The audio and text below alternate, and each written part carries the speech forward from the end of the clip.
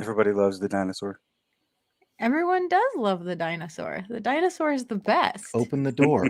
Get on the floor. Everybody Everybody dance. do The the dinosaur. Exactly. Hello, everyone out there. Are you ready to do the dinosaur with us? I sure hope you are, because this is the writer's room. And in the writer's room, we do the dinosaur every week. And That just sounds wrong. we gang on the dinosaur. Oh, no, we're not. No further. That's enough. Yeah, like I'm we were gonna stop while we're not ahead. Exactly. Well, your slightly perverted host this evening, the night editor, is myself, Kat Rocha, and our dinosaur this evening is Professor Raptor. exactly.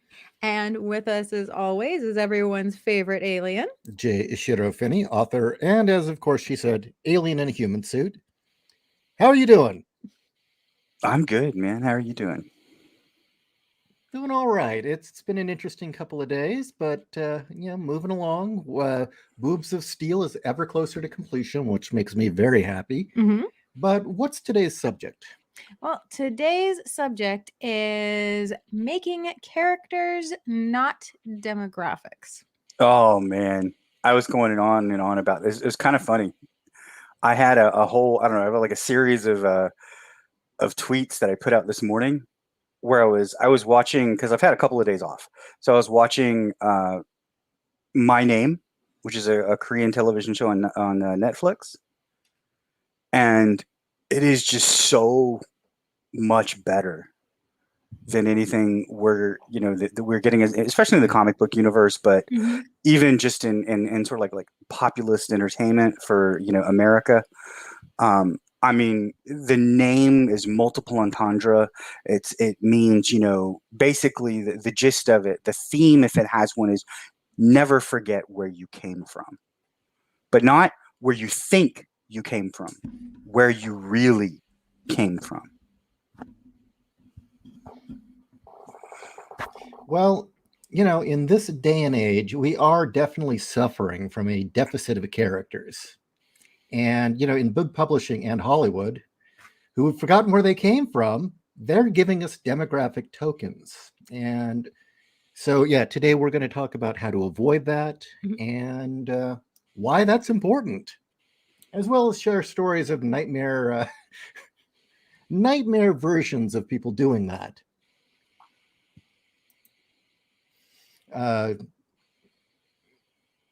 Okay, well, I guess I'll start then. Well, I thought you were going to start. So. Well, this actually grew out of a tweet from Fiona, and that was she'd kind of laid out this list of don't give me a Catholic character, don't give me an atheist character, don't give me a straight character, don't give me a gay character, give me a character. And that should go without saying, but it is uncommon logic now. Well, unfortunately, you can say it should go without saying, but I've ran into more writers and aspiring writers than not who start with a demographic, with a premise first, and before that they write their story around, and they don't start with a character concept. Well, I wanted to do get into just an old story that happened to us before we really tear into this episode. Mhm.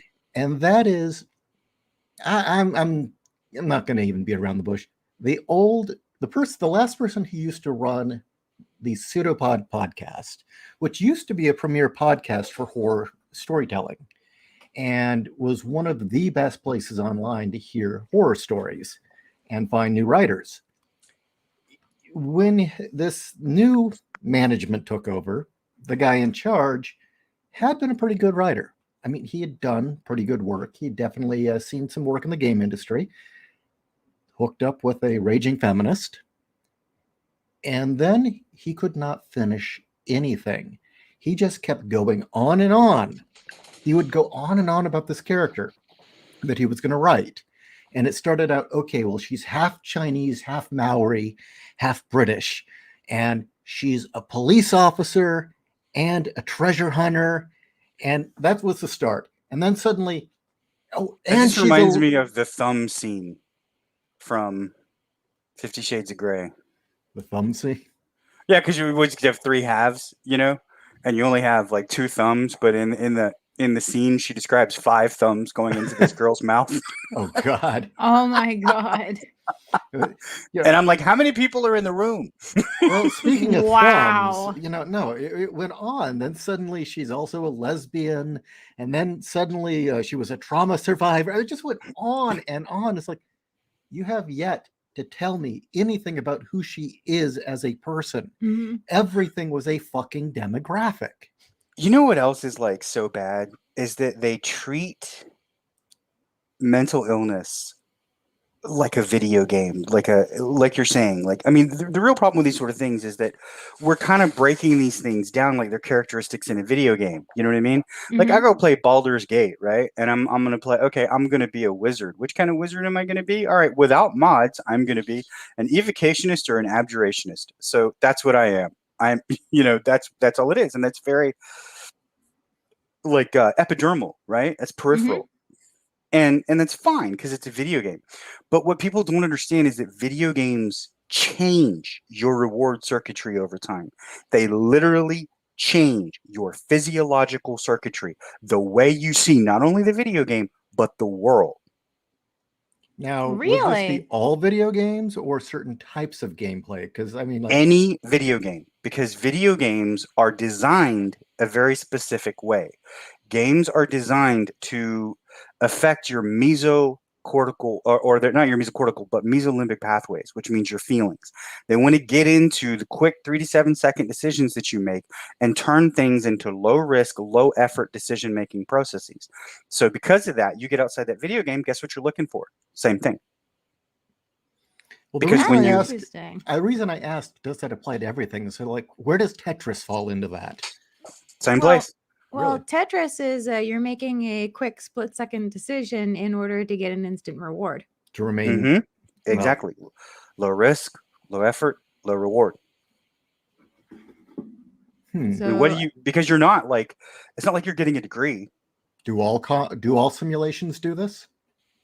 All simulation, yeah, I mean, I guess to an extent, yeah, because they're gamified. That's literally what game is. That's what is it, the ludic, any kind of thing with like a ludic process. That's what it's doing. You're putting yourself into a comparison or competitive phase. You're pretending to affect your mesocortical pathways, but you're affecting your mesolimbic because it never goes outside your 3 to 7 second decision making, and then you are doing that again and again and again and again and reinforcing that. And that is one of the major reasons why people, when they don't want to read a book, because a book is investment. A book is a long time. It takes a while, right? You can't just say, and that's the reason why the movies are even, the reason why we're focusing on this sort of spectacle is because it's a low risk, low effort reward. But the movies are doing worse and worse, and people are less and less interested. I mean, Exactly. That's the longer investment. Ah. But like, mesocortically, like, and that's like when we get into things like we're talking about loss aversion, we're talking about like a fear of missing out, those kind of things, right? Yeah. Then we don't see that. We're actually, we will take a small gain over a loss almost every time. Like it's up to, it's literally like 90% for most people. Interesting. We're just, our circuitry is just built that way. And the reason why it's built that way is because a loss when we were, in evolutionary stages was death. Yeah. But it's Yeah. not anymore. And our brains have not caught up to that. Well, in terms of storytelling and the investment, yeah, maybe you can hook people very quickly, temporarily, and that's the flash in the pan. That's the novelty of it. But when we first entered the comics industry, that was where everything was focused. Was this high concept? What can we hook and get a movie deal? What could we do to make a quick sale? Mm-hmm. But none of these properties that were huge at the time, that that didn't come from Marvel and DC. Well, I'm talking mid-tier publishing and indie. None of them really remained other than Mouse Guard, and we kept our audience because we never focused on that. Ours was always, we wanted to get the fans who wanted to know every little aspect of the world, wanted to know everything about that character, wanted the t-shirt, wanted the shot glass, wanted to be with you 10 years from now, reading more material. And I don't think you can really do that with, as you said, temporary reward. You really need the time investment, and you really need characters that are people that you get to know. They're not just, oh, I identify with this character because, you know, it's a midget with 6 arms, and that's me. Yeah, and that's the problem. That's the issue, is that we're building these things to be ideologically or identity driven instead of, like I said, affecting executive function, executing mesocortical pathway, which basically means, you know, you're going into your anterior cingulate complex or cortex, and you're engaging your prefrontal cortex. You know what I mean? Your PFC. Like, that's the problem. You know, you ever, like, if you've met somebody that has ADD or ADHD, a lot of times they'll try to read something or they try to focus on something and they get tired, right? Mhm. And the reason why is not because they're actually tired. It's because their PFC is shutting down. That's what ADD does. And without a stimulant, it will continue to shut down. And so the only way, one of the ways that you can get that back is actually to talk to yourself. Because by talking to yourself, you're making a cognitive decision. You're forcing yourself to weigh a decision. And so by weighing that decision, you pull it back. That's actually one of the ways you can help yourself. Like if you're falling to anxiety or depression or something to that effect, talk to yourself. Like as they said, no, don't do it. Now we're finding, no, talk to yourself. But talk to yourself in a way that makes you make a decision, like operationalize or break down something. Like if you're having problems, like I'm doing this. I'm having a hard time. I'm breathing. Okay, why am I breathing this way? Because my cortisol is rushing. This is going up. I'm going into fight or flight. Okay, let's bring that back to my brain. Let's go back to my prefrontal cortex. Let's think about this. Let's break it down. And the problem, that's our issue with a lot of these books, is that it doesn't get, or these stories, is that like it doesn't engage that part of us, because we're only feeding, like I said, that mesolimbic pathway. We're only getting the feeling. So we're like dopamine, dopamine, dopamine, you know? And that's what they say, like dopamine detox, and some people talk about that. Which is basically you get away from low risk, low effort activity, and you only do things. You be like David Goggin, like you do things that suck. I talk to myself at work all the time. Well, now that somebody has entered the room, I think we should introduce her, because this episode is entirely due to her post. Kat, introduce her. Oh, new person. Would you like to introduce yourself? Florida woman. Yes, I'm just a wacky lady from Florida that talks to herself at work to keep herself motivated, because my brain, it gets damaged at retail work. Yay! So why did you post that initially out of frustration? Don't give me a Catholic character. Don't give me that whole rant you did. Because so many of these people, that's all they do, is like they just want to hit the bare minimum and tie everything into like their identity as, you know, whether it's religious based or a physical trait, you know, or even in basic sexuality. It's like that isn't what creates the character that people remember. It's the reason why when they rip the mantles from some characters and try to kind of copy paste them onto air quote representation characters, that's why it falls flat on its ass. It's not a true development. It's just like, you know, let's try to copy paste the 50 years of history this character has onto this new gasp minority character. And then people wonder why they hate it. So that's where that came from, essentially. Was there something in particular you saw, or just in general? Yeah, just in general, because so many people, especially with like the whole blackwashing versus whitewashing BS, it's like all these people try to create all these different characters, but again, people will go back to the mainstream, and then what's happening with mainstream IPs, and they won't give new people the time of day because they're like, oh, my brand! Like cigarettes. Yep. So there's plenty of original, air quote, original characters out there where people are just trying to make their way and do different things. But a lot of the bigger, more noticeable people in certain kinds of like social circles are like, no, we're going to pay attention. We don't want something that's like Star Wars. We want Star Wars. And then they wonder why everything crumbles. Very good Eh. point. Well, I have noticed, interestingly, that it's gotten to the point now where a lot of the stuff that's published under Catholic fiction, it's like, okay, the character is Catholic, but this is just run-of-the-mill, well-written. I mean, it's average. It's not any different than what you'd get from any other thriller or urban horror. I mean, it's very well done, but it's like nothing really definingly Catholic, other than it doesn't treat religion like shit. Have you noticed that? I mean, that's probably enough. I mean, it's like I call it an Ethiopian with a jelly bean. Like if you give an Ethiopian a jelly bean, that's the most delicious thing he or she's ever had. If you're a Catholic and you're starving for something that doesn't actually demonize you in every sentence, that's probably like ambrosia, man. Yeah, it's the reason why people seem to gravitate towards, say, second or third hand helpings of something I call Simp Man and Lois. It's not good enough for me. It's a distilled version of that character archetype, and it's just like, I'm not having it. But Simp people are Man and flocking Lois? to it. Yeah, Superman and Lois from the CW crap. Oh. I know a lot of people love it because it's giving them the bare minimum they need for Superman, but it's just like, once your rose-colored glasses have been shattered, it's like, nope, that stuff isn't good enough no more. Giving me table scraps is not good enough.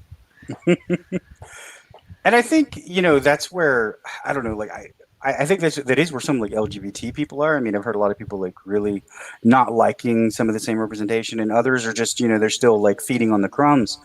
And I think it's unfortunately a disappointment, because what you are doing by saying that this kind of spectacle is okay with LGBT and racial representation, what I call a spectacle, is literally training them to do it more. Yeah. The other thing that really, really bugs me about the tokenizing constantly, that there are no characters, there's just demographics, is let's cut the bullshit. It's fucking racist. It is deeply, deeply racist, because, if you have an assumption that, okay, all Asian people are like this, all black people are like this, they have to be this, they all vote Democrat, they have, they all listen to this music. That is their idea of the demographic. If you're going off demographics, that's what you get.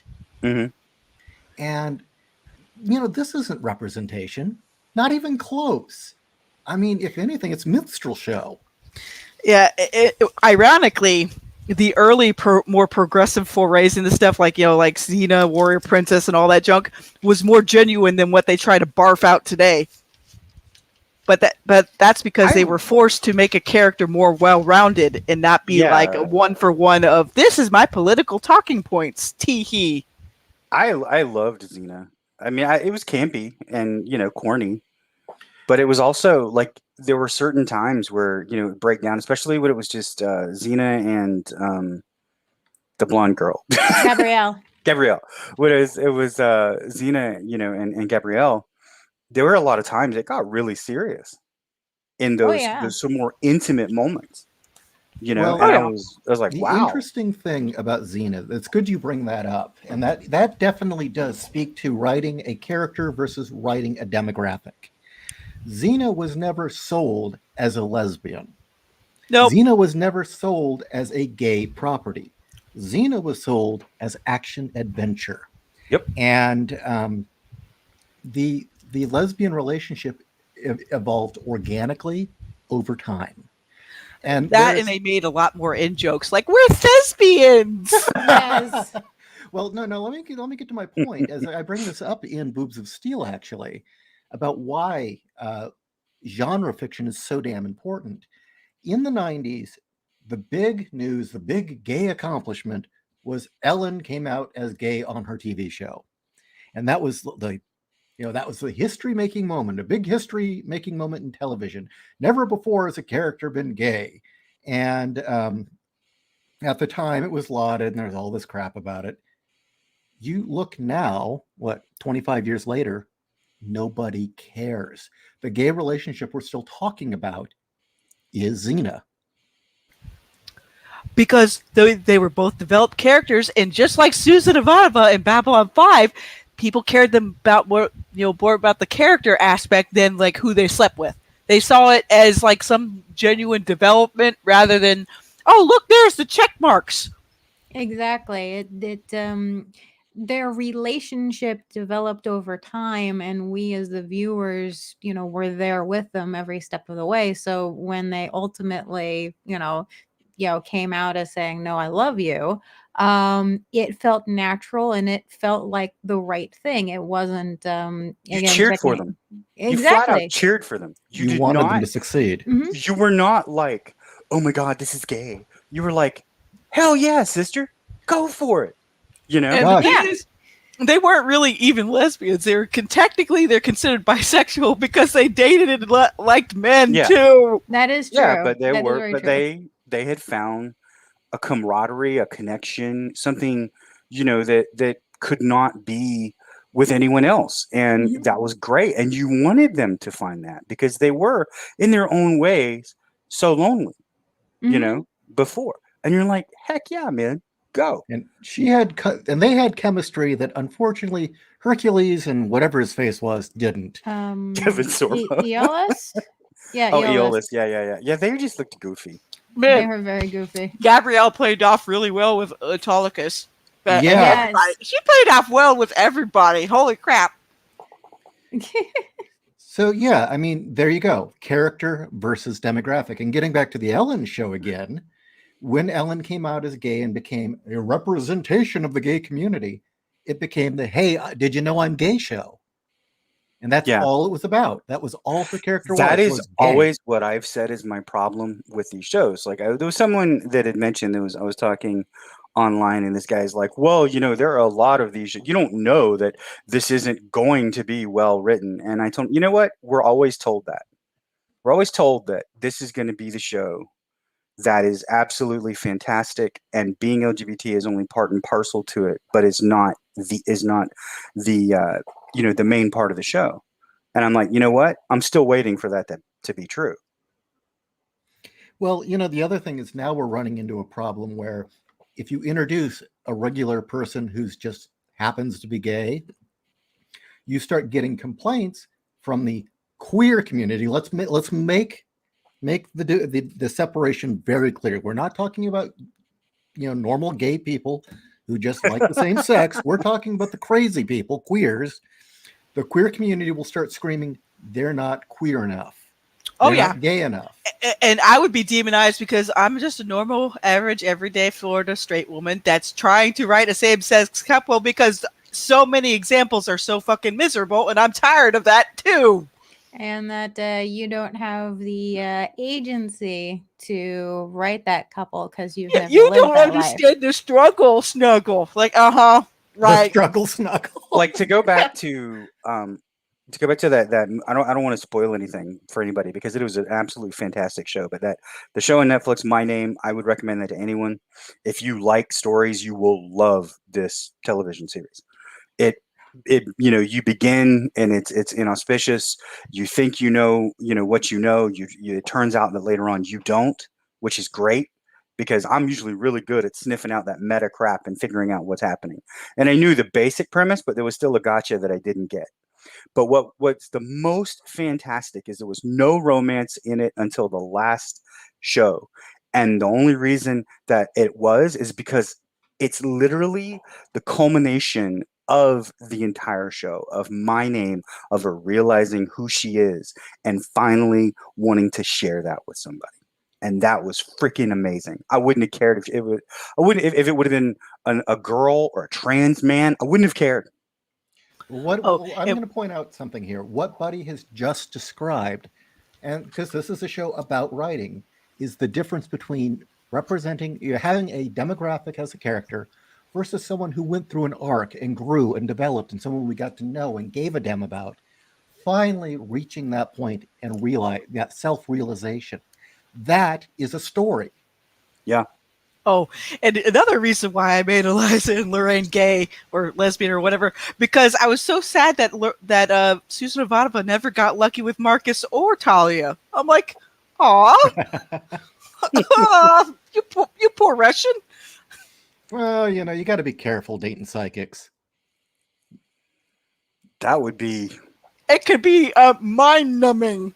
I would not. I'd be like trying not to think anything and be thinking everything. You know. Cat's just happy to find out that Greys can't read minds; they just send thoughts. There we go. Exactly. I think there'd be problems otherwise. Because of my thoughts affecting your people.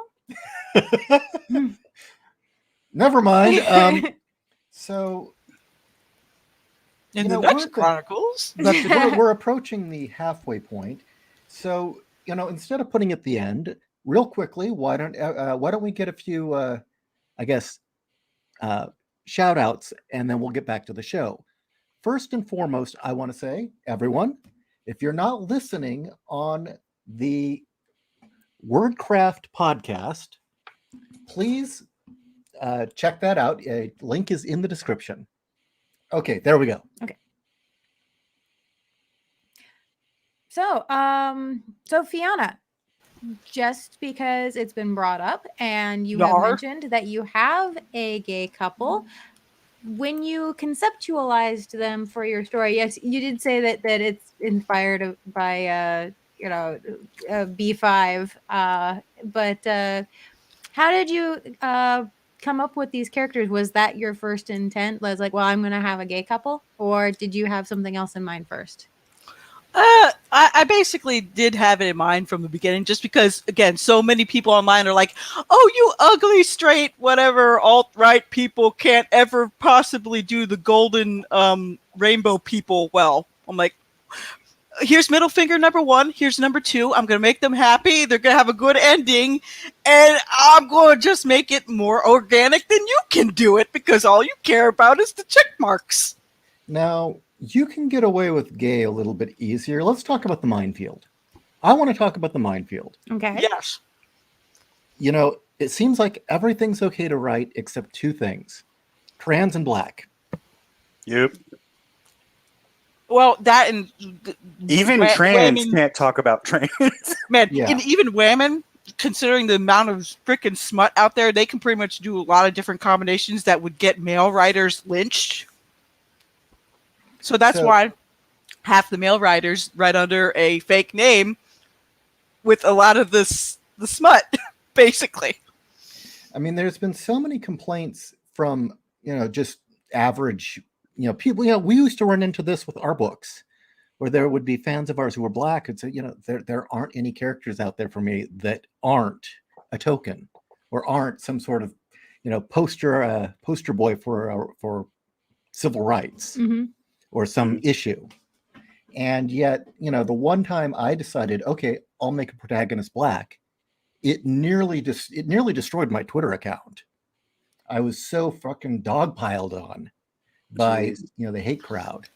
But then they wonder why nobody wants to tackle any of their shit. It's like, only a black person could write a black person, only a white person could write a white person. Fuck you. Well, seriously, people should write what they want. Real quick. Hey, Trenton, I actually went to high school with a gentleman who said exactly that, but it wasn't a joke. He really does feel that way. Anyway. I didn't see it. I identify as a lesbian trapped in a man's body. Anyway. So he was delusional, though. Oi to the bay. I guess that just means you're what? So he's a trans woman that wants women? That is rare. He was a sweet transvestite at Sweet 16. He really was, and he preferred wearing women's clothing. He was an autogynephiliac. Yes. Anyway, let's get back to actually. But yeah. Oh boy. I mean, the thing is, if you keep going by the idea that only certain people can write certain people, then you won't get stuff like, say, Space 1999 or the old Babylon 5 or the old Star Treks. Funny how that works. Or like Othello? Oh my God. Well, Wolf 10 says, in turn, Wolf being black himself, says, write them as they happen to be, not as they ought to be. Great advice. That is absolutely great advice. So, Wolf, do you have any recommendations for when the hate mob comes for you? My big thing is like, for the women, don't give a fuck. Yep. You know, I it was already got weird, people though. who like what I'm writing, so I'm like, wee! I'll just keep on writing and getting better and better. There you go. Mhm. Because no, I've I'm just I've saying dealt with Fiona is other. like the Joker, you know? Do you think the whole world is a joke? I do. I live in Florida. Well, that's the thing, though. So, you know, I had gotten other rage mobs on me before I'm, for things I'd written. I'm sorry. I'm just picturing like Fiona piling up all the torso books and torching them and having all the Yes, youngers like, no, what are you doing? It's like, no, they It's- mean nothing to me. making I just want to bonfires watch for them marshmallow. burn. But really though, somebody's trash is somebody else's treasure. Mm-hmm. Yeah. Yeah, that's very true. I Otherwise, don't- Adventures in Awful wouldn't exist. Okay. I mean, I don't think these people actually like these books. I really No, don't. they I don't don't. think I don't think they actually bring them any joy. These are some of the most miserable MFers I've ever, talked to. When you actually talk to them, I mean, some of them talk about like, tragedies. They actually have the I don't know. They actually have the obliviousness to speak about tragedy and things that deal with like actual conflict and war and blood, and their name is sanguophilia, and I'm just like, do you know what that means? Well, Ophelia, you get off on blood, right? Yeah, and they're talking about how conflict is bad and this is all wrong, and I'm like, Me, I like conflict in my story where at least the bad guys losing and the good guys winning. Yay! There legitimately needs to be more of that. There actually isn't enough of that. That's true. That is I absolutely mean, true. because at one point I kind of want the superversive stuff to be a bit more mainstream. Because Okay, explain that term. Superversive. What is superversive? it basically uplifting people from above. Like not dragging people down in the mud.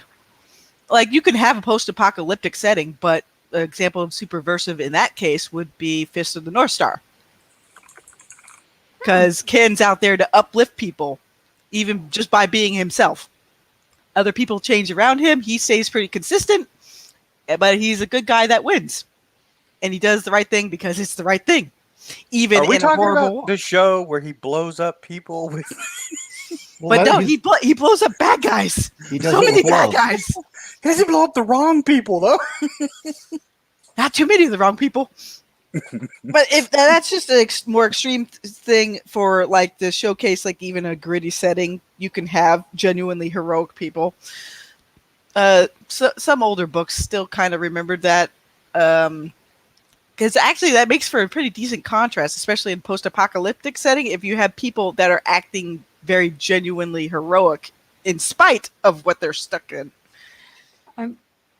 Your speech just reminded me, because it's on my mind, of the first page in Mom.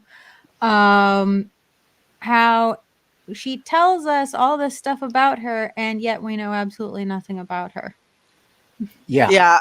That's probably the easiest way I could tell, like with the difference when they do mean show don't tell, and in visual mediums it's easier to do that in some ways, but for books it doesn't exactly translate the same way like it would for like a movie screenplay and things like that, which I think is the reason why I am going back to the pulps, because they have a good balance, at least what I enjoy. No, everybody has their different takes on everything, and some people might prefer some more of the traditional classics. But me, it's like I can't help myself. I want entertainment, and school kind of killed a lot of my love for what a lot of people consider the big classics, like from Dickens and everything else. The only Dickens thing I've really ever liked was The Christmas Carol, because it showcased the absolute curmudgeon genuinely changing his ways and becoming a much better person for it. He also wasn't paid by the word for that one. That one came from the heart. Okay, so I'm actually going to walk a few things back here about what you just said about showing and telling in fiction. This is really important. Yep. Yeah, show don't tell in film or comics is very obvious. Use the visuals, not the words to tell the story or to explain information. Don't resort to exposition. Or Bendis vomit.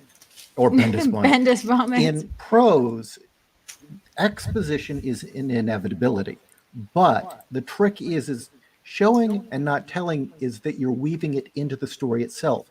They're not aware that they're reading exposition. Also, a lot of things like showing would mean instead of just telling the reader, oh, by the way, I photograph my feet for money. That's how I supplement my income. No, you have her explain it as she does it. I'm kind of tempted to go grab it and read that first page. But often, instead of just saying, oh, this is how this works, you kind of seed it in as they go about their life. It's organically woven into the story. That's what they mean by show in prose. Well, I mean, the point of it, to me, when I'm like trying to write, when I'm writing something, what I am trying to do Yeah, we got an is echo to make here. it so that we did. Well, I'm on a headset, so I don't know. That seems like it. It's Fiona. Sorry, Fiona. Sorry about that. I'll try to. There we go. So anyway, what I was saying is, what I think the point of it is, if you show something instead of telling it, you allow the reader to become the character. You allow them to become immersed and feel instead of just think about the book. Because if all I'm doing is thinking about it, if I'm not really deciding, if I'm not into it, and again, it goes into that mesolimbic, mesocortical pathway. If I'm not making the decision of the character as the character, I don't really care. I'm just reading a set of statistics. It's sort of like, I think Kat and I talked one time about that old poem Citizen X, where it talks about all the attributes of someone's life except for his actual life. Yeah, that was about a year ago, I believe, where you're told all these things that he does, that he's good at work, that he's never been in trouble with the law, that he's has the requisite 2.5 kids, and yet you really don't know anything about him when it's done. Exactly. And it's it's because you can't feel you can't like get in there, actually feel the character and imagine the decisions that you would make, right? It's like, how do I put on my shoes? Well, if you describe how they do, you immediately think about how you do it. That's the whole point of it. I'm sorry, I just thought of the line, I pay my taxes one leg at a time. Would you like to donate your soul next? Ah. So I think really what we've gotten to here is it's very clear there's a difference between character and demographic. There's a very clear Wow. what? I just suddenly realized we've been watching the old Real Ghostbusters cartoons because I got the box set that has all 10 seasons. And we watched last night the episode of the guy who that's great. wished for all the chickens to disappear because he was tired of chickens. He sold his soul to banish all chickens from the world because he hated chickens. And I just realized we know more about that character than we know about most characters being written today. Yeah. And all he did was sell his soul to get rid of chickens. And why do we know more about that character than, say, I don't know, Kamala Khan? Well, Because checkmark versus actual character development. Yep. Because Muslim girl, all important. Yeah. What else do you need to know? I mean, heck, I even remember that Extreme Ghostbusters cartoon where I remember the one girl had a deep connection with her grandmother and the ghost tried to use that against her. The other guy was afraid of leading the team because he was stuck in a wheelchair, but he didn't let that define him. The other guy was kind of the jokester who eventually developed more of a spine. I don't always remember their names, but they had basic archetypes that grew into something more. Yeah. Well, I mean, the old television shows, which were, a lot of those guys were like, Madison Avenue professionals that, like their job for a while was not drawing, but like writing the cartoons or somebody like Fraga who, they hired him to write, like, what was it? The Monster Team toy line or whatever. They were like, we need a story for this. So he had to write the whole thing, They're just like, we need this. Oh, so Monster he wrote. High? Yeah, he just wrote the whole story for it, But he took it seriously because he comes from a, a place that took it seriously. Comic books story that that was mildly important. So Well, just like that was all Marvel writers who did the Transformers, for instance, or Stan Yeah. Friedman who did G.I. Joe, or well, J. Michael Straczynski who did Real Ghostbusters before he went crazy. Yeah, so you get those these people that take it seriously and they want to do that and they get into it, and it's a real story, and man, God, do I miss those? Don't I mean like, and those were just like throwaways, right? Like that was like DuckTales, 3:30 in the afternoon after you took a nap from school, it came on and you're like, woohoo, and Yeah. and Well, they had they had meaning and purpose beyond just identity. Well, think about the fact that these shows were able to establish a character and a story arc in 22 minutes. That says a lot. When most Marvel films right now can't do that in 2 hours. Or honestly, how deep the stories were on things that could actually do episodic rather than syndicated, like Gargoyles. And how many of us, especially us latchkey kids that were watching those like afternoon Saturday, transposed cartoons, learned a lot of our lessons from those or remember them vividly. Like Broadway shooting Elisa. That made me realize like guns really are to be respected and you don't play around with them. And when I was thinking about Elisa when I was a kid, I wasn't seeing like, oh, she's a black with Native American mix. Like, no, I just saw her as Elisa Maza, a beat cop that was trying to help her new friends in a modern world. I remember this one episode of Transformers where one of the Transformers, she was always, I think it was like Beachcomb, I believe. He was like really pacifist, and he finds this like oasis, and he finds this sort of like oasis with like Electrum, I think it was. The Electrum Oasis. And it turns him gold, and it protects you from the lasers or whatever. But this oasis is untouched by humanity. It's fecund, it's beautiful, it's gorgeous. There's all these animals, he's like Snow White. All these animals that don't know any better just like surround him and love him, and he feels like he's in heaven, And then like one of the Decepticons finds it, and all the Decepticons dip themselves in it. And in order, to fight them off, the Autobots have to dip themselves in it. So everybody dips themselves in it. And at the end, it's him. We won. Sitting down on a broken rock in a depleted Electrum oasis with a burned down husk of a tropical jungle. And he's just like, we won.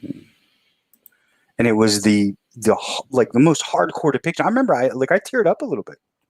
Because it was kind of gut wrenching, wasn't it, for a kid? You realize like it was gone. It was gone.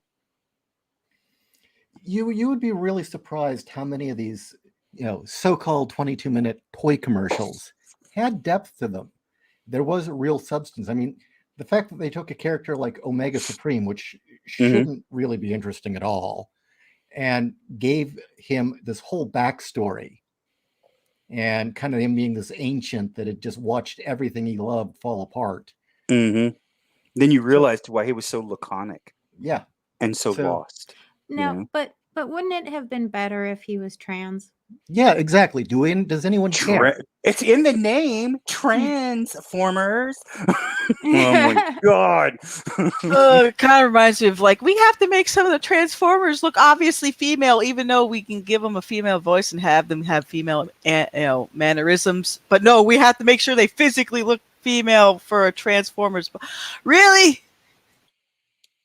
It's like, well, I mean, I can understand the logic on why RC looked visibly female, and the fact that she was an ambassador. She was supposed to look the most human. She was supposed to, to be perfectly honest, non-threatening.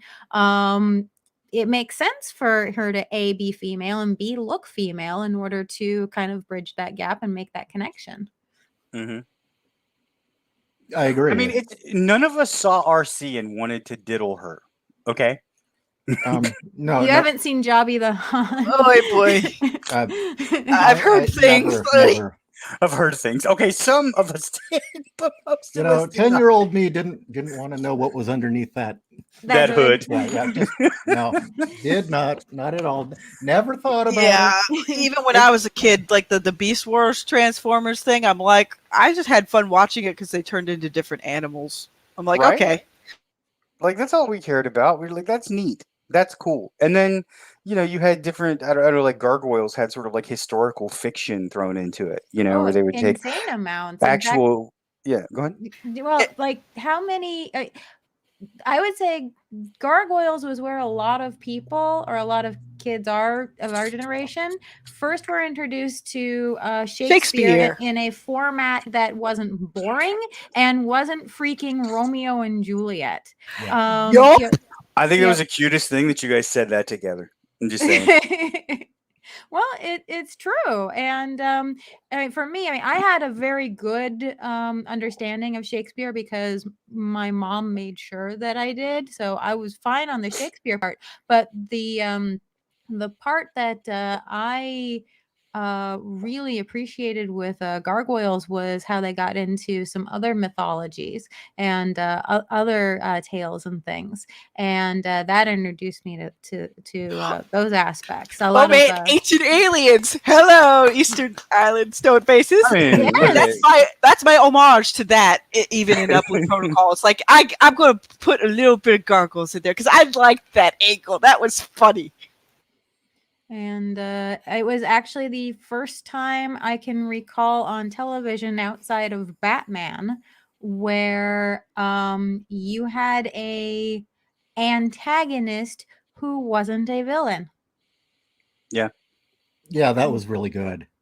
there was several, like, or they developed, like, because it was, I can't remember the names as well. I'm sorry, but like the main villain by the end of it, he has a kid and he changes.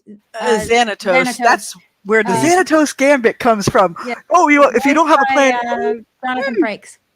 yes. But like I said, he changes, and by the end of it, he is, the most important thing to him is no longer what it used to be. The most important thing, was, I want this power. I want all the power. I want all the knowledge. And then he has a kid and he's like, I don't care about any of that. I just want my family to survive. Yeah, and real character development, real character growth. He gives the castle back to the gargoyles. Spoiler alert. I mean, yeah, and it's real evolution of the different people in the stories. Even our main characters evolve as people as well. They don't remain stagnant. But what actually I liked, even with gargoyles, is the Demona and Thalog were never really redeemed at all. They just they remained fundamentally evil and insane. Yeah, they were just evil because evil. Because wanted what they wanted. stories still need elemental evil where they don't change. They don't get redeemed. They don't have sympathetic elements. Even though Demona might have had some, she blew the pooch on that anyway. Well, but she was constantly given the choice. And when she stuck to her guns and she didn't change, it didn't feel forced and it didn't feel like, well, we've got to have a bad guy. It felt true to the character that she would do that. Well, it made it more meaningful that she kept rejecting redemption. Mm-hmm. That's great. Especially since in that day and age, we all expected her eventually to come around, and she didn't. Mm-hmm. Yeah, you would have thought that Angelo would have been able to convince her, but nope. No. So before we call it a night, because we're nearing the top of the hour, what would be your advice to readers out there, or young writers out there, and aspiring writers about making characters not demographics? Let's see. You got food in your mouth. Yes, I do. Yes, I'm hungry. I'm so hungry. Yes. Yes, I'm hungry. Sorry. But really, I would say take a mix and match of character archetypes you like and kind of mold it together. Like for Thomas Murphy in Uplift Protocol, I take bits of my dad, bits of my brother, Sheridan from Babylon 5, a little bit of King Arthur, even though there's a King Arthur in my setting. But again, I just kind of mix and match different things. A little bit of Aragorn, I little bit of Dr. Fate. I would recommend to every young writer out there, or someone who's just starting out, when you make your character, answer 2 questions. What is the one thing your character absolutely does not want to lose? And 2, how do they feel about the things they're doing in their life? You can answer those 2 things, you got a character. Yeah, I think you have to. I think basically the end of it is that you have to. That character has to be able to answer questions. If they cannot answer questions, it's sort of like it's on. I mean, it's sort of like the Bechdel test, but not. And what I mean is, what I mean by that is, you need that character to be able to answer questions that are not in the book. Yes. That's a good way to put it. Heck, a lot of that stuff I don't even have in my book. I just have a little notebook of like, okay, this character fears to lose this. This character wants to gain this. You know, sometimes you just got to break it down into, you can break it down into a very simple goal for each character, and then stuff can grow from there. What you're describing is basically the things that inform the character's action. Yeah, the vast majority of a character you've developed, you never explicitly say. You let their actions and behaviors and the things they say communicate it for them. There's a reason why, and since we're all crazy about Ghostbusters right now, there's a reason why we never find out that Winston was once in the Air Force. But the actor needed to know that. Mm-hmm. There's a reason Venkman had to be, part of his history. He was a carnival barker. Bill Murray knew it. We didn't. That informed his behavior. Yeah. And I think Egon that's really did try to drill a hole in his head. Well, I think that's the thing about, like we were talking about, like Bendis vomit. You know what I mean? That's what, like, because he doesn't have that, that's why you have the Bendis vomit. Because really what that is that's him making the character on the spot. Or making that on the spot because he doesn't know. That's very true. That is probably and unfortunately he embodies what this show was about for today. He puts his own kids into the comics, but doesn't develop he puts himself in the comics. Yeah, but he doesn't develop any of it beyond a superficial, like, oh, look, here's some representation. He put really really in the comics. I mean, that's the thing is you can start out as like, okay, this is going to be a trans binary unicorn puppy dog. I don't know what. I'm trying to make fun of it, but I'm just saying, like, you can say whatever you want, but have a reason. And have a reason that's not in the book. Yeah. I don't know. What was it? Trans non-binary puppy dog? Is that what you said? Puppy dog uniform? Yeah. I think add dolphin and you got something. There we go. Man, Goggles introduced me to a whole lot of stuff. That's what actually made me interested in certain things that school was trying to teach me. But see, school doesn't really go on real kid level, or at least for middle school, high school, and all that stuff. They don't really engage people the way they should. You make people interested in classics and mythology and everything by filtering it through something entertaining, at least to me anyway. Well, here's another one. If you can create a character, even a supporting character or a bit part, where the reader doesn't want them to die, or if they do die, they feel bad about it, you've got a character. Mm-hmm. You don't care about NPCs. What is it? The Twilight books? The one character that always had his shirt off. The werewolf. Oh, Jacob. Jacob, yeah. He was originally just supposed to be like some sort of messenger to Bella, and the editor read what what Stephanie put in, and she's like, "This, you've written this so well. You were obviously into this character. Why don't we make it a character?" Wow. Yeah, because Stephanie Myers didn't originally intend for there to be a love triangle. Nope. She wrote it in later because Jacob, like I said, like she just, she's like, this shirtless manifested man walked up to and told her this, and she's like, you were so obviously. She wrote it in there later because her editor realized, hey, this is how you sell some books. Yeah. Yeah, you know, it's like it's what is it? Get naked. Come on, baby, make it hot. You know, everything. Yeah. And again, women And can it got still creepy. get through with that, or at least get away with that more so than the men can. Because right now it's like male gaze equals poison. Female gaze, who cares? Female gaze can be everywhere. But I was writing about that today. Yeah, it's true. It's Yeah. unfortunate we have that. But what's funny is there are a lot of women that like male gaze. Yeah, like Well, Janelle. I like male gaze. You know, if I didn't, I wouldn't wear low-cut tops. well, Ken's like, that's I actually like the getting biggest male thing. gaze.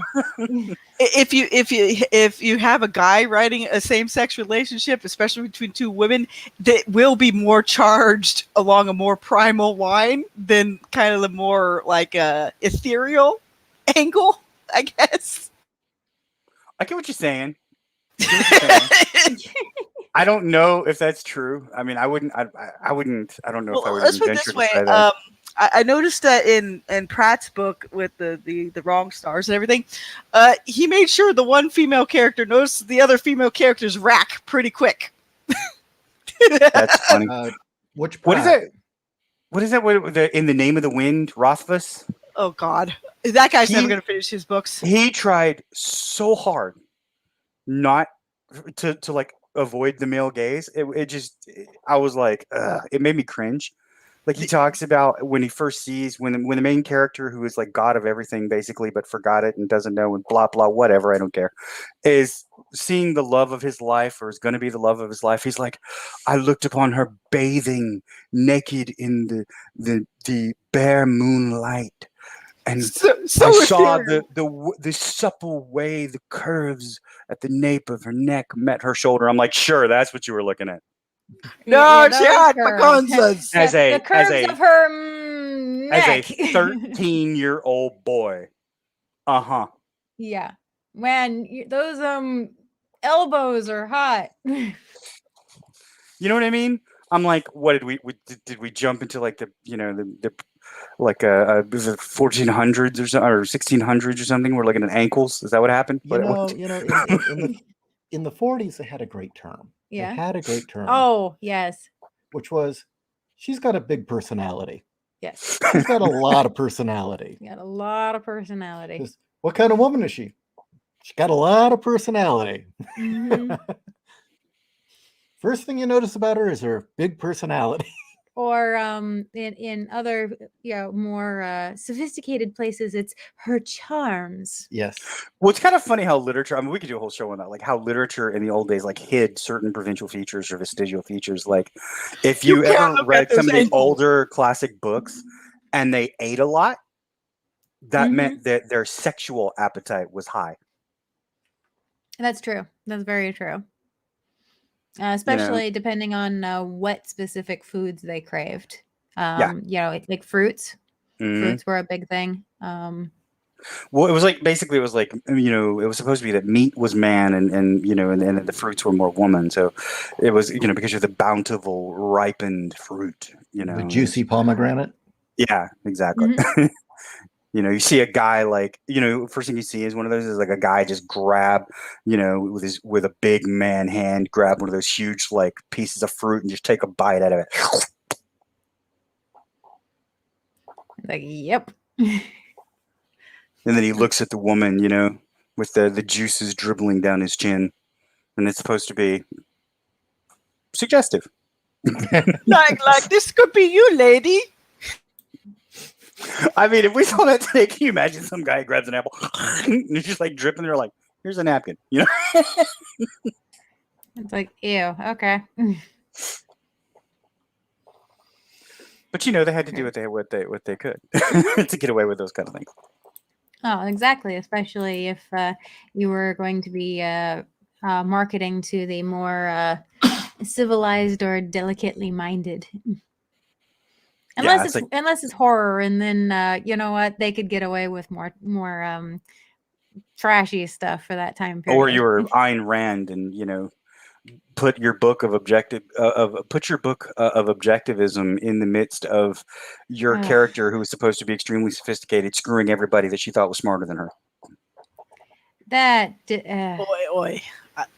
Oi. We're not gonna talk about that because I have thoughts, and that we're gonna be here another hour if we do that. She had some unique needs.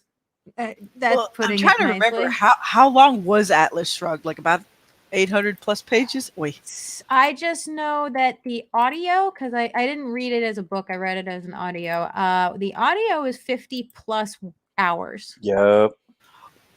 Did you get the one with her notes at the beginning? Yes. Yeah. Yeah. And yeah. They're very interesting. What's funny is the only reason why I actually picked up Atlas Shrugged was to understand the angle it used in it for BioShock at one point. Which kind of gets it wrong, but that's okay. She's a good writer. She's but just still, got issues. Yeah. Yeah, but it did make me look. So sometimes entertainment will make people look at certain other books they normally wouldn't even look at. You know what I thought her greatest ability was, her greatest asset as a writer, honestly? Yeah. Being able to break down emotion logically. Yeah. And I would like to point out that to bring it back to the topic of the evening, all of her characters are pretty much fleshed out, even though they all symbolize an aspect of her philosophy. Yeah. So even though they are philosophical aspects, they are actual characters. You could you could see yourself walking into a room and meeting these people. Definitely. I listen to audiobooks at I call it Mickey Mouse speed, which is about 2.2. Oh, so they speak high pitch. To be fair, some narrators need that because they talk so slow that's just like, oh my lord.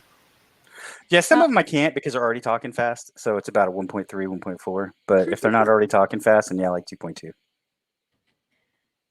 Yeah, the narrators need to be good. The one for Atlas Shrugged, or at least the version that I listened to, that one was pretty good. That was pretty good. There's an older like actor that reads one of the first Game of Thrones, and and that one is fantastic. I know what you're talking about. I've got that one. He is so. It is kind of funny though when you got this old 70-year-old man's voice reading Daenerys or reading Khaleesi when she's first having sex, with the Dothraki guy, Oh my god! Yeah, it's like no.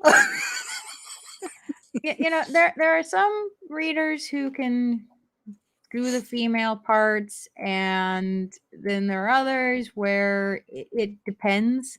Like the late great Bill DeFries, who we had the absolute privilege to work with on Titanium Rain. Wow. He, before doing Titanium Rain, I was listening to audios pretty heavily, and he read a bunch of the Asimov books that I've got. And so it was just, I practically like fell over my chair when I realized that I was, going to be working with him at one point. But the first two Elijah Bailey books are just straight up detective stories.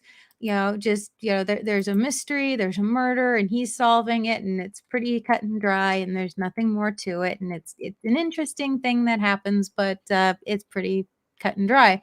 The third book, on the other hand, Asimov, for some strange reason, decides to work into his murder mystery an entire essay on human, specifically female, liberated female sexuality. And so you have, this, reader who is used to doing just PI stories now suddenly talking about female orgasms, but in a female voice. And and her first interactions and her first experiences with sex and orgasms and pleasure and all this other stuff. And I talked to Bill about it, and he said, "What do you think of the third book?" I go, and he goes, "Yeah, that was my feeling too. I wasn't prepared for that when they first handed it to me." There are like D&D books that what's that Ice Cube, is that his name? Ice Cube, one of the guy that's on the detective thriller show but also did rap. Yeah. Ice Cube. It's Cube, Ice Or is it Ice T? T? Ice Yeah. T. Ice-T, and there are like he does D&D books. He he made fun of him because when he first got the job, he didn't know it was a fantasy thing, and so he was on Twitter. He has this tweet where he's like, I didn't know they'd be talking about like magical swords and shit. What are we doing here?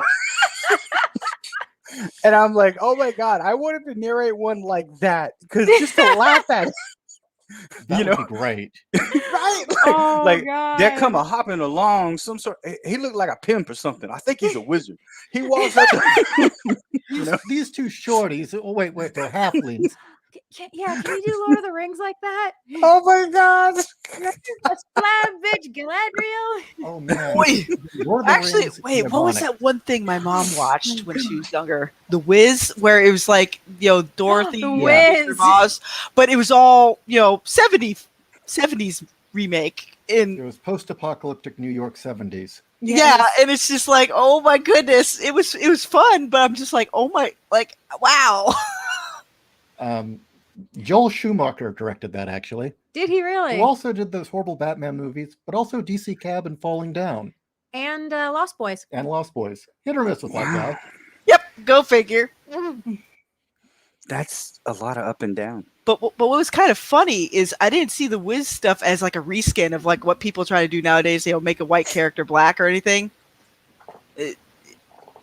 It's just like, it just seems like it was more of like a 1970s take on Wizard of Oz without like deconstructing the actual source material. Well, I would say the thing is, I saw The Wiz as a kid on cable, and actually it kind of scared the shit out of me, especially the Dalek trash cans trying to eat people in the abandoned mall, but instead of trees. But making Richard Pryor, where Chopping Mall came from. making Richard Pryor the Wizard was genius. Was his head on fire? Oh man, it wasn't he in one of the Superman movies, like the old Superman? He was one of my Let's pretend that my didn't happen. favorite comedians. Yeah, it's the one with the nuclear guy that they put in the comic books, and like, you know what? That's a character Bendis did deserve to write. Uh-huh.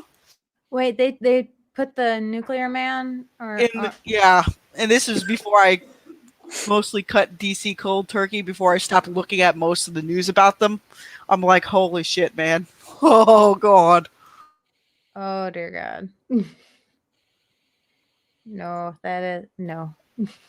But no, part of me now wonders though if if Bendis decided to age the kid up on his own, John Kent, and then to lead to all this other junk now, because again, it's the reason why most people are upset with this whole thing with John Kent and bisexuality is because it is just a flag to put up. It's not actually part of the character organically, like say with Xena and Gabrielle, No, it's if not. they wanted to do Superboy right, then they should have left him young. at 8 or whatever, and he met this other kid as a friend, and then you grow that damn relationship over time.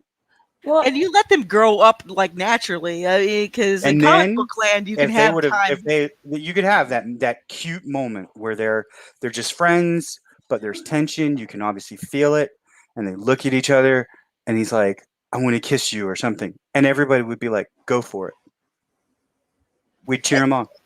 And the thing is, they already kind of established. Like, I thought eventually when he grew up, he would end up dating that one, little blonde-haired kid, from the Rebirth run. But that's never going to happen because they already looped everything. So you won't get to see a character grow up. It's just going to be clustered. Yeah, again, like I said, it's that low risk, low reward, low effort.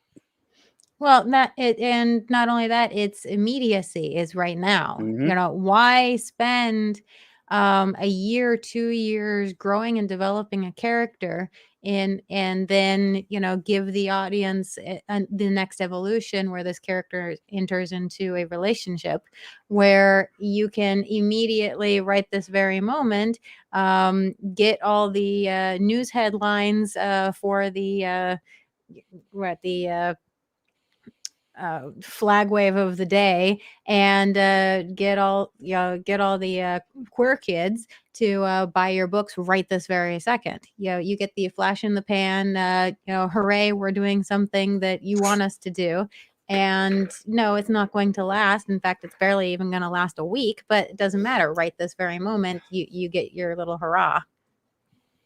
And then they wonder why newer characters that try to, break out don't even last a year. Because it's all flash in the pan, even with switching mantles around to so-called minorities and representation, and got to fill them quotas.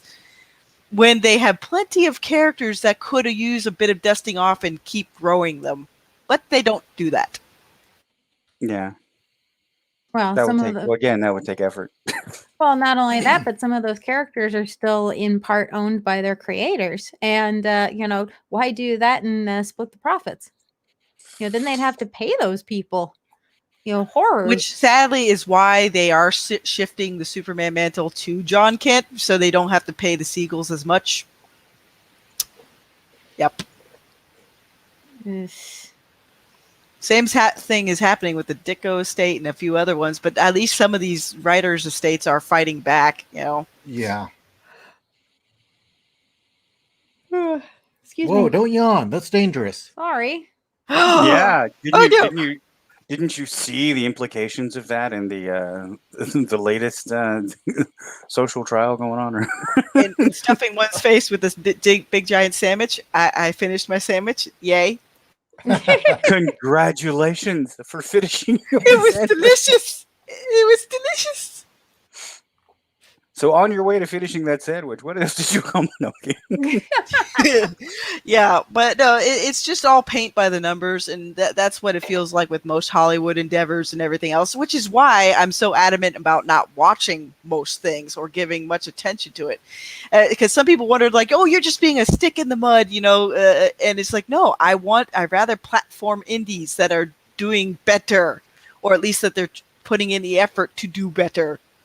Well, yeah, I mean, just support what you like. That is something I want to start focusing on more in the future, is showcasing authors and books more often that are creating new material, that isn't woke, that is actually entertaining. Mm-hmm. So that will be a direction we're going to see a lot more on the WordCraft side of things.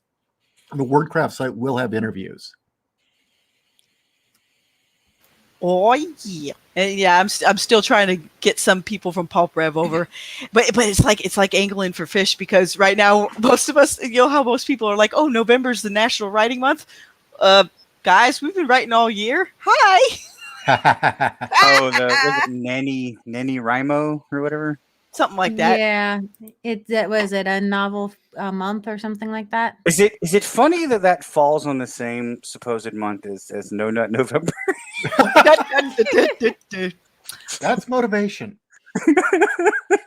But no, my motivation though is like the next bigger IP to get skin suited is probably going to be Stargate. I can already feel it in the air, as Galadriel would say. Yeah. I mean, they've already been talking about that. Just as long as it isn't Farscape. Oh, I've been hearing rumors about that. I have never seen Farscape. Oh, Farscape is definitely fun. They had enough characters added in there where it's like, you can't put them into a box or a check mark. No, you couldn't. Actually, a lot of them, or when you'd first get introduced to them, you'd think, oh, okay, this is requisite bad guy. And then, holy fuck, I actually care about this character. Oh, Christ. No, well, Krace, and then definitely Scorpius. Yeah. You said Scorpius was based on Thrawn. Thrawn, yeah. So. I mean, in the end, everybody gets character inspirations from other places. The hardest thing probably is not just to make like a direct copy, like that one joke in The Simpsons where Bart was like, "There's nobody better than Radioactive Man, up an atom," and then Milhouse is like, showing off this other cheap knockoff character of that character, and yeah, you can tell when something is just a cheap knockoff without it going into some other direction. Why can't they skin suit something nobody cares about, like Sequest? Wait, wasn't Sequest the thing with the talking dolphin? And yes. And it didn't have, what is it, like one of those? It had the kid from Sidekicks in it, I think. Yeah, he was from Sidekicks. He was basically the Wesley wannabe. Yeah. Yeah, he he committed suicide. Him and the dolphin were Oof. friends. In real life? Yeah, in real life, he committed suicide. Oh my gosh. It would have been better But if in the it show he didn't- killed himself. How many seasons did it run? Like 4 or 5? I don't know. 4, I believe. Because it had pretty long legs considering what it was. But I did like the dolphin because it reminded me of Echo. I the only dolphin remember game. one episode. It was about some guy, because like Wesley went to a computer hacking school, like some sort of computer hacking specialty school, and they started hacking the guy who ran the school, and they found out that who he was actually creating were these like computer assassins, and he had developed a way. He's like I had created a way to put a photonic bullet in his head because it was like a competitor, you know. And all it was is he basically created it was subterfuge, you know. He created like a realistic depiction of material that to his superiors that made it seem like that guy was, you know, spying on them, so they killed him. Okay, I got a memory of Sequest. This is probably the early aughts, maybe even just 2000. And I got up in the morning and turned on Sci-Fi, and they were running reruns of it.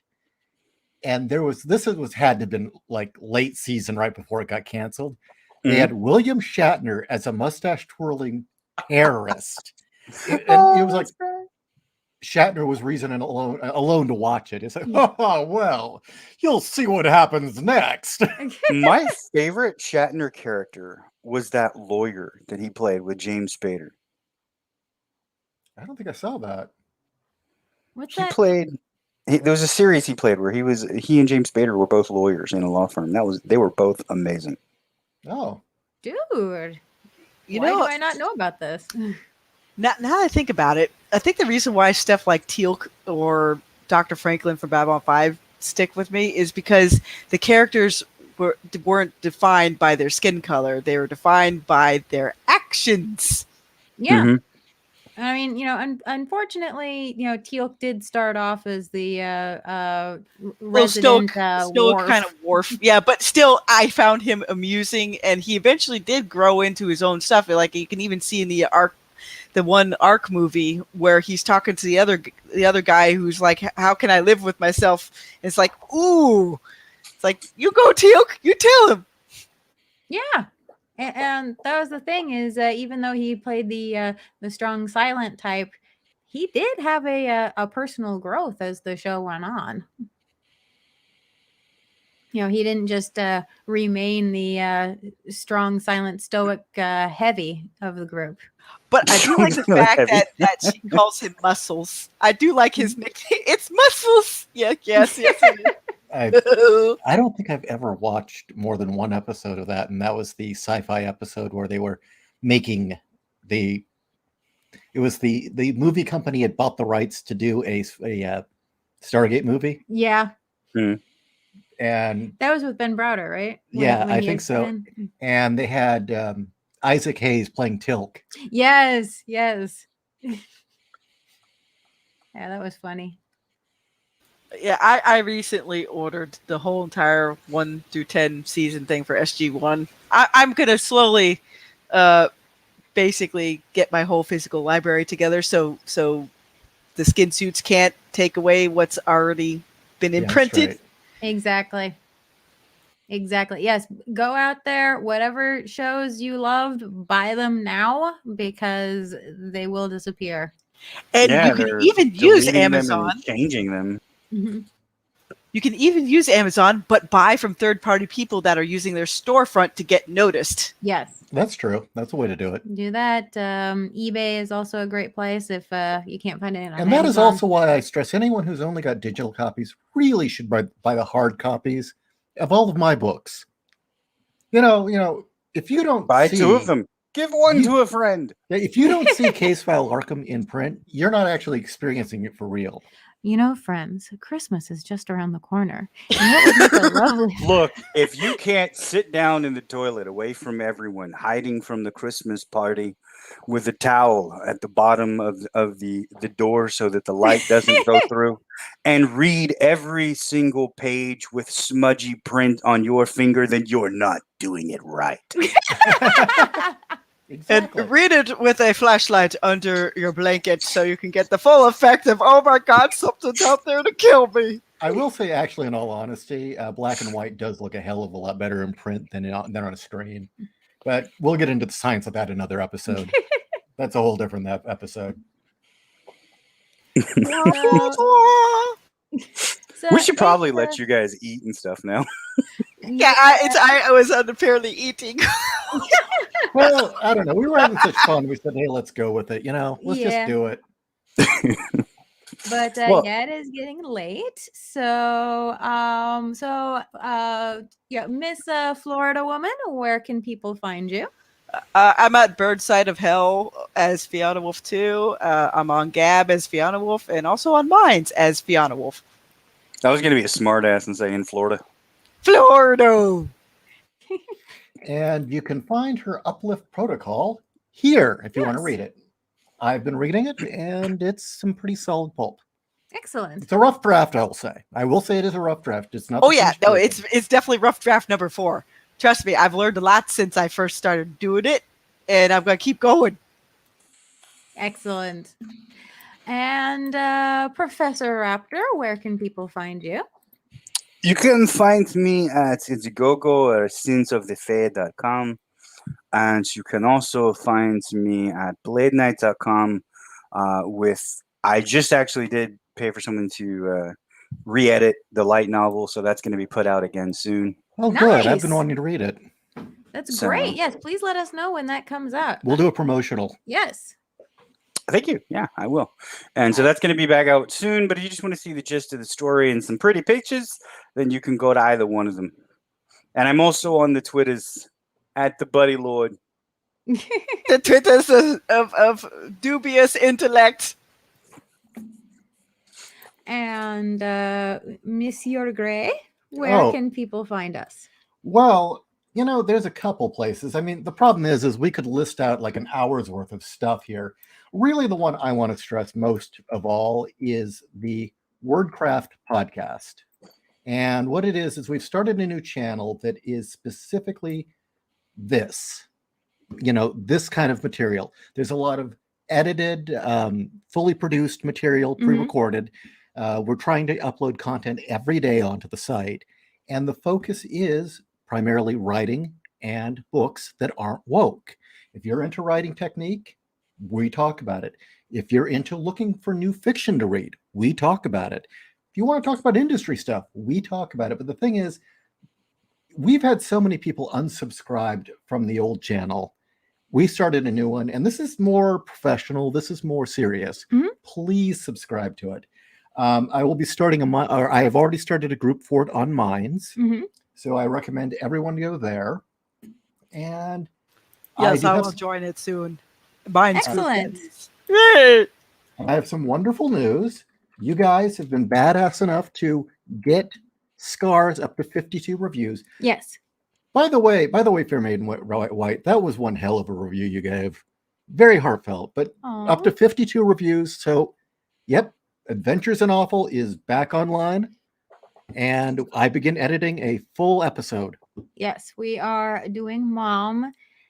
In fact, 2 days ago, I went out and I bought issue 3. So we now have the complete set of. Ugh. We may actually just I start can with issue 2. hear your insides dying. Oh, you have. I've read issue 1. Oh my fucking god. I That is don't- what depression tastes like. It jumps at you through the page, and I've only seen a few panels. Oh my god. It it's one of those things where the more I think about it, the worse it gets. And I mean, we've already recorded for issue 1, and I have more thoughts since doing that recording, but I will just say this is officially the worst thing I have ever read. Or at least as far as comics goes. I've read books that are worse, but as far as comics goes, this is the worst thing I've ever read. Wow. It Even is- beating out Bendis word vomit. Dun dun dun. It's worse. Yeah. it Although I'd have to say Tom King ruining Batman was still more painful. So many people again. I feel for them because you know what, marriages in even a comic book character's life can be a big game changer, and they fracked it up. Okay, I so real still quickly, regarding can't get it. Adventures in Awful, it's no longer allowed here for the most part on YouTube. It's been totally banned. Most of the episodes have been pulled down. So the only way to see all the episodes is to go to Odyssey and subscribe to the new channel. Yep. All 12 of the original episodes are there uncensored. I'm sorry, buddy. What were you saying? No, I was just saying I still couldn't get over the orgasm spring when they were talking about it. When you Oh, guys yeah. mentioned that, because in my brain I was just thinking like, Yeah. Why would Superman have So- that? And It's why just- would he have that? like, does he clean it? Because I remember taking black lights to spas back in the day. Ugh, I don't want to think about Superman's spa. no. And Superman has robots that look like him. that attended to his wife's needs. Why I can't scrub that from my brain? Where's the Yes. MIB device? Help me! Yeah, what I don't know. It just screams to me of like, they think of wish fulfillment, right? But they think of like wish fulfillment. They're thinking of wish fulfillment for someone else, but they're not smart enough to, so they do it wrong. It's like the whole Wonder Woman thing we have. Like, they're like they're gonna put a trans, was it trans woman or something in Themyscira, and I'm like, since they're reborn magically, wouldn't they want everything to match? Just saying. Yeah. Wouldn't that be the wish fulfillment? And it's the mascara. There's no men ever there unless something is broken, and they got angry at even Steve being there for a bit. Yeah. But there was a great point by was it My Nerd Wonder and just some guy. They were like, but there would be why couldn't there be, a trans man? Yeah. Mm. And that would be an interesting discussion. Now here's a puzzler. What if they were born a hermaphrodite? There you go. Oh God, the balance has not been maintained. That person could tip it either way. Well, no, then they could please themselves, so it's okay. Anyway. Oi. Actually, Actually, got a long tongue. It's all good, Oi. But for some reason, I'm remembering some sort of show where they literally portrayed somebody that was a hermaphrodite. But I'm trying to remember what that show was. I'd probably have to look it up. Enemy Mine was kind of like that. Well, yeah, but that's not the movie I'm thinking of. Even though that's actually a decent way to have culture clash happen in a setting. I thought that was great. Have you ever seen Enemy Mine? Issue? Yeah. It was Louis Glover, right? And Dennis Quaid, I think. Louis Gossett Gossett Jr. Jr. as the Yeah. alien. All right, should we call it a night? Yeah, before we Yeah. get into space porn or something. Yeah. Or other tangible properties of fun lands. Yes, here we go. Well, again, thank you everyone for joining us this evening. Oh, and just one last plug. Whispers from the Abyss is now on Audible, so go check it out. It's my anthology series based on the works of H.P. Lovecraft. Noise. And I've got a story in it. And he does. So do I, in fact. Okay, good night, everyone. Okay, good night.